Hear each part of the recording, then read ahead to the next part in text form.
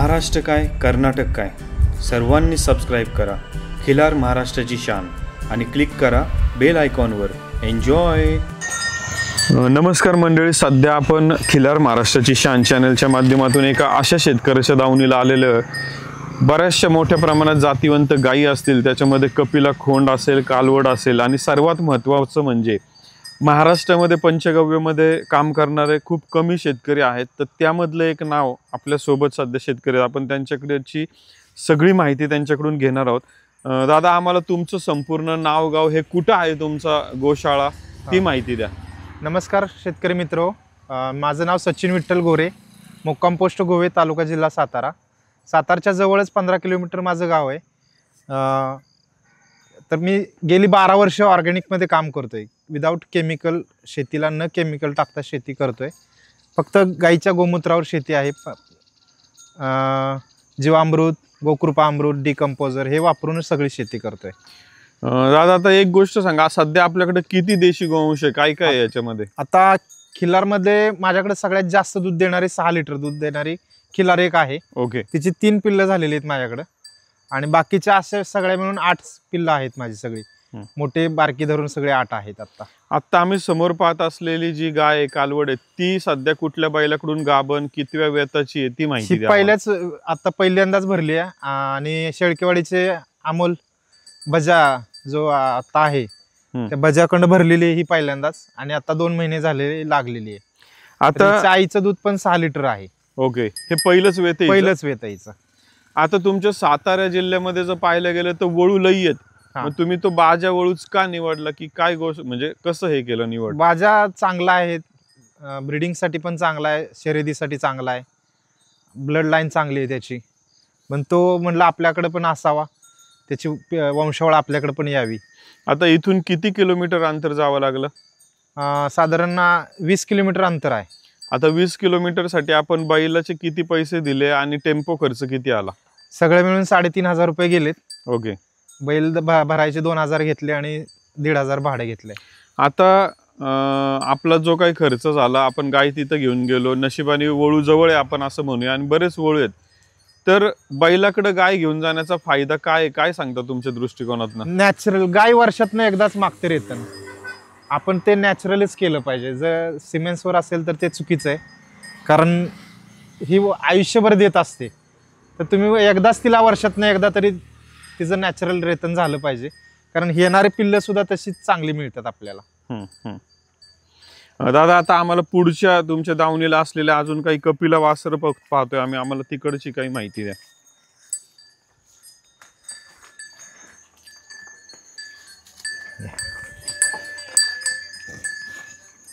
ही तिचीच बहीण आहे आणि ही सांगली येळावीचा सर्जा, येळावीतला सर्जा शशिकांत कदम त्यांच्या बैलापासून झालेली पैदास आहे. ओके. आणि ह्या दोघी बहिणी आहे आणि ही सुद्धा तिचा भाऊ आहे. ओके. हा खोंड आहे, तिन्ही एकाच ह्याच्यातली, एकाच गायीची 3 वेत आहेत. एकाच गायची. आणि गायीचं वैशिष्ट्य म्हणजे ती 3 महिने झाली की माझी गाय 100% माझा येते. ओके. हा, त्यामुळे ते पिल्ल पण तशा ह्याच्यातच आहेत रेंजमध्ये. आता हा ज्या बैलाचं वासूर आहे ते कुठे एक्झॅक्ट तालुका जिल्हा? येळावी, सांगली तालुका. आपण गाय तिकडे घेऊन गेलो नाही, त्यांचा बैल इथं आपण मागवलेला, आपण त्याच्यासाठी 7,000 रुपये मोजलेत. आता तुम्ही मागासच्या गाईचा पण वळू इथंच बोलवला होता? हो. मग काय कारण बरं? आता 20 किलोमीटर होतं तरी वळू बोलावला, म्हणजे काय म्हणायचं की बाबा गाईचा हाल नाही होऊ नयेत, आणि ते इथंच स्पर्म भरल्यानंतर जे हल्ले जातात पुन्हा रिपीट माझावर येते, तर ते इथंच असलेलं तर ठीक आहे ना, अडचण नाही काय. आणि शक्यतो जाग्यावर केलेलं फायद्याचं भेटतं, उलटत नाही गाय. तो अनुभव चांगला आलाय मला, कारण मी आता 12 वर्ष ह्याच्यात आहे गायीच्या ह्याच्यात. ओके. 13 वर्ष चालू झाले मला ह्याच्यात, पूर्ण याच्यावरच सगळे. आणि ते जे वासरू त्याच्या वेळेस पण बैल इथंच बोलवला, ते कोणत्या बैलाचं आहे? ते हिला तिथे नेलेलं त्यावेळेस. ओके. इंदापूरचा पाखऱ्याची पैदास आहे. हा खोंड आहे. ओके. तिचेच भाऊ आहे. हा पण स्वभावानं कडक आहे, जास्त कडक आहे हा. ओके. जसा पाखऱ्या आहे तसा पाखऱ्याचेच गुण याला आलेले. ओके.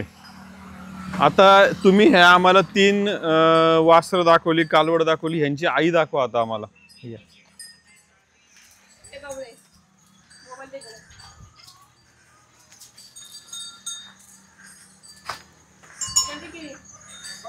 गाईचा स्वभाव शांत आहे.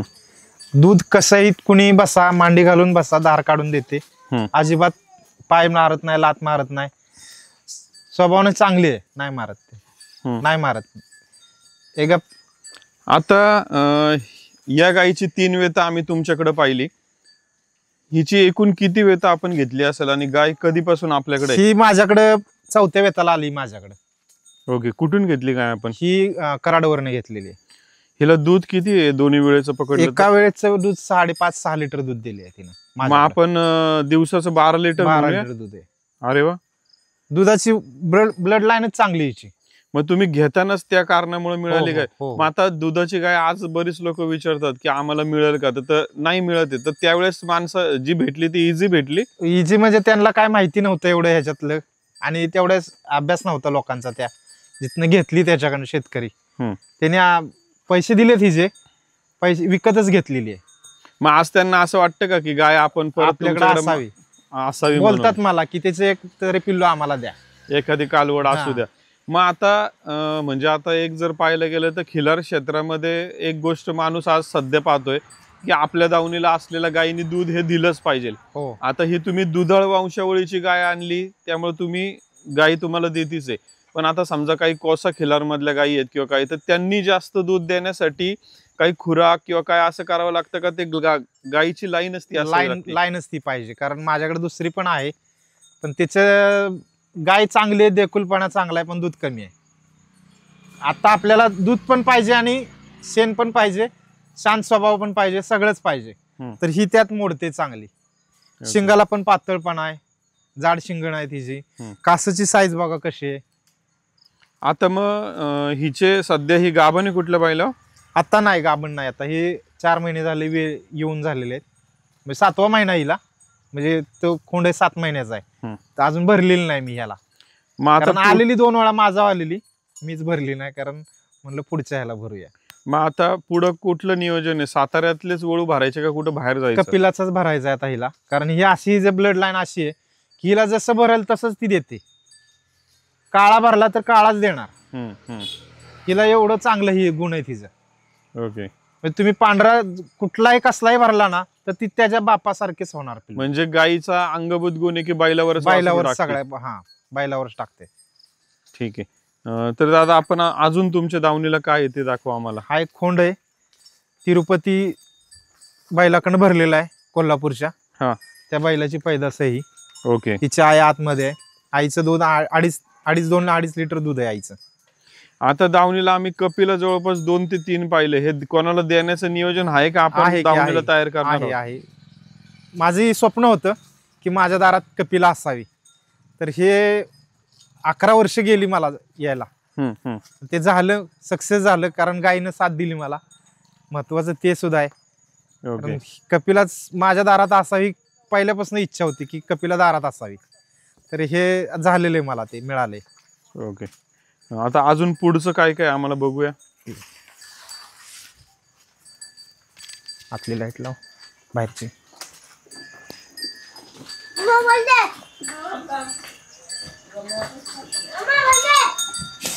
आता ही सगळी बाहेर बांधलेली, आता हे आपण आतमध्ये घेतले. आतमध्ये सगळे इथं बसतात सगळे. आता भाऊ या 2 गायी पाहतोय, त्यांची माहिती द्या आम्हाला. ही पण गाय आहे, हिच्या आईचं दूध 5 लिटर होतं. आता ही पहिल्या दुभत्याला हिनं दूध दिलेलं नाही, कारण वासरू वडून काढलं. ओके, तिला खोंड झालाय आणि तो पण चांगल्या बैलाकडे भरलेला आहे. तो खोंड सुद्धा चांगला जातीवंत झालाय, पण दुधाला आता ह्या पहिल्या दुभत्याला दिलं नाही. आता तिनं कालवाडाला पिण्यापुरतं दूध तिने दिले. आता त्याच्यात पलीकडची जी आहे ती सुद्धा दुधाची चांगली आहे. ही आता तिरुपती भरलेला बाहेरचा काळा तो हिलाच भरलेला आहे. हिचे पण असे वैशिष्ट्य आहे की जसं भरल तसंच पैदास होते हिची. ओके, काळा भरला तर काळाच भेटतो तिचं. ही पण दुधाला पण शांत आहे, दूध काढून देते. भाऊ आम्हाला परत एकदा तुमचं नाव आणि फोन नंबर सांगा. माझं नाव सचिन विठ्ठल गोरे, मुक्काम पोस्ट गोवे, तालुका जिल्हा सातारा. मी माझा फोन नंबर आहे 97 63 23 95 50. दादा आम्हाला अजून एक विचारायचं आहे की आता आम्ही लिंब मार्गे गोव्यामधनं हिथं आलो इकडे, तर तुमच्या ह्या भागामध्ये गायी किती प्रमाणात आहेत, कशा पद्धतीचं सांभाळणी किंवा आहेत का देशी गोवंश या भागात? देशी गोवंश या भागात सगळ्यात जास्त आता माझ्या इथं बघितलं तर मीच सांभाळतोय. आता दुसऱ्या लिंब मध्ये एक जण आहे, त्यांच्याकडे 80 गायी आहेत. पण व्यवस्थापन सुद्धा तसंच पाहिजे. मी आता खाद्यामध्ये सुद्धा बघितलं तुम्ही की एक वेळ सुका चारा, एक वेळ वाला चारा, आणि याच्याबरोबर सेंदलवान मिठाचे खडे पण मी ठेवलेले आहेत की गायीनं ते चाटावेत आणि ते सगळे खनिज मिळावेत त्यातले, हे सुद्धा आहे याच्यात ठेवलेलं आहे मी. आता हे जे मिठाचे खडे ठेवलेत ह्याचा काय फायदा होतो, म्हणजे हे खरंच गरजेचं आहे, कारण याच्यातनं जे खनिज आहेत नॅचरली ते सगळे शरीराला मिळतात गाईला. ओके. आणि गाय पाणी पिते, भूक वाढते तिची चांगली. बाकीचं केमिकलचं खाद्य टाकण्यापेक्षा हे बरं आहे. दादा आम्हाला अजून एक विचारायचं की आम्ही म्हणजे गेल्या खूप वर्षापासून ऐकतोय की तुम्ही पंचगव्य किंवा शेण गोमूत्रापासून पण बऱ्याचशा गोष्टी करता, तर काय काय करतो याच्यामध्ये, नावं सांगू? ऍक्च्युली गाय सांभाळायचा हेतू माझा नव्हता. आधी केमिकलची शेती करायची आधी हा विचार पण नव्हता.